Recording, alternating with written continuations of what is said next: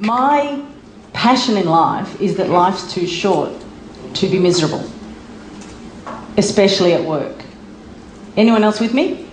So I'm in the right room. Excellent. So as leaders, part of our job then is to help our people understand that they don't need to be miserable at work because slavery's been abolished. So I want to share with you a few thoughts I've had about how we might do that. And it's really about this idea of creating optimal performance. And the passion, though, is that this positivity that people have been talking about is really the wrong attitude, the wrong approach. Because we have been sold that the opposite of negative is positive, right?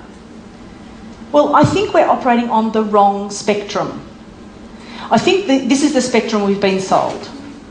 If we're if we're unhappy about something, if the situation is negative, then we feel like we need to move to a position where we are neutral about the situation. And then from there, we should shift ourselves to a place that is positive. And as Matt mentioned earlier, that doesn't work. It's not a place of action. It's the place where we think everything's going to be fine even if we don't change anything. Definition of insanity is to keep doing the same thing and expect different results. So if we're in a negative situation and we don't change anything, so how can we possibly get a best possible outcome? I think what we need to be thinking about is the power opposite of negative. And the power opposite of negative is optimism.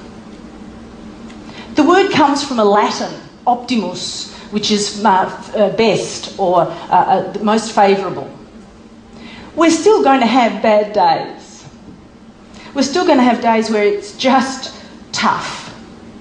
And in recent times, there's been more of those than others, you would have to agree. So there's still going to be some of those bad days. What we then need to do is take a deep breath and take a realistic look at what's truly going on. Where are we? What's the situation? And build a kind of a roadmap of where we need to go.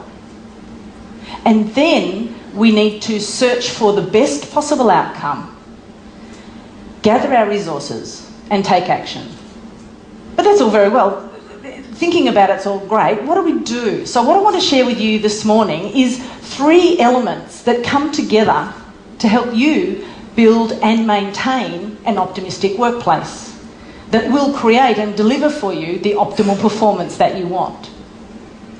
And these 3 things, when they come together, create what I call the ozone. It's an ability to maximise the opportunity in all of your people all of the time, including yourself, which is obviously an important part.